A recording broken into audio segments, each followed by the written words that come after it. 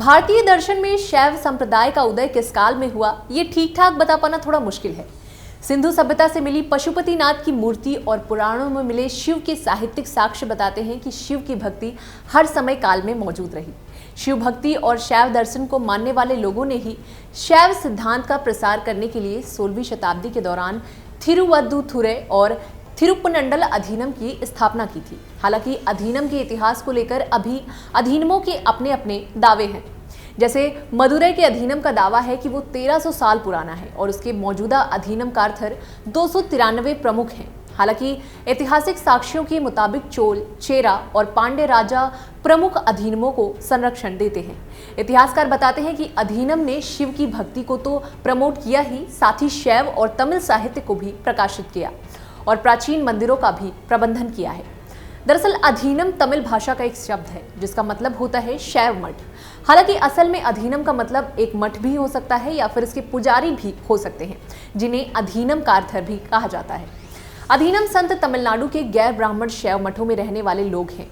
अगर तमिलनाडु की बात करें तो यहाँ लगभग 20 प्रमुख अधीनम हैं। अधीनम मठ के अधीनम कारथर ब्राह्मण नहीं होते। इनमें से हर अधीनम की अलग जाति और क्षेत्रीय विशेषता होती है। थिरुवद्दुथुरै और मदुरै के अधीनम प्रमुख परंपरागत रूप से शिव पिल्लई या मुदलियार समाज से जुड़े होते हैं, जबकि पेरूर और सिरूर के अधीनम प्रमुख गोंडार होते हैं। वहीं चोट्टीनाड इलाके में कुंद्राकुडी अधीनम की अगुवाई चोट्टियार वर्ग से जुड़े लोग करते हैं। अधीनम के प्रमुख की चुनाव प्रक्रिया की बात करें तो एक सामान्य इंसान को अधीनम या अधीनम कारथर बनने में दशकों लग जाते हैं। इस दशकों चलने वाली प्रक्रिया में न केवल कठिन गुरुकुल शिक्षा बल्कि तमिल भक्ति साहित्य से जुड़े कार्य और प्रमुखों की सेवा भी शामिल होती है। इन्हीं सब योग्यताओं को आधार बनाकर प्रमुख पुजारी आमतौर पर अपने शिष्यों में से अपने उत्तराधिकारी का चुनाव करते हैं। अब क्योंकि अधीनम मंदिरों का प्रबंधन भी देखते हैं, इसलिए अभी भी कई अति प्राचीन मंदिरों का संचालन इन्हीं के हाथों में है।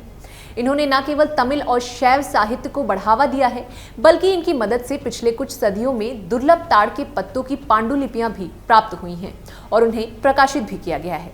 कुल मिलाकर इनके योगदान से तमिल संस्कृति और शैव दर्शन का संरक्षण और विकास हो रहा है। अब इतने प्राचीन इतिहास के बारे में आज बात करने की जरूरत क्यों पड़ गई, इस बात पर भी जरा गौर फरमा लेते हैं। दरअसल बीते 28 मई को देश की नई संसद का प्रधानमंत्री नरेंद्र मोदी ने उद्घाटन किया। इस खास मौके पर तमिलनाडु के धर्मपुरम अधीनम के 21 संत विशेष रूप से मौजूद रहे। मदुरै अधीनम के 293 प्रधान पुजारी हरिहरा दास स्वामीगल ने संगोल पीएम को भेंट किया। इसी बीच समाजवादी पार्टी के नेता स्वामी प्रसाद मौर्य की तरफ से अधीनम संतों को कट्टरवादी ब्राह्मण बताया गया, जिसके बाद से सोशल मीडिया पर भी अधीनम संतों को लेकर काफी बहस चल रही है।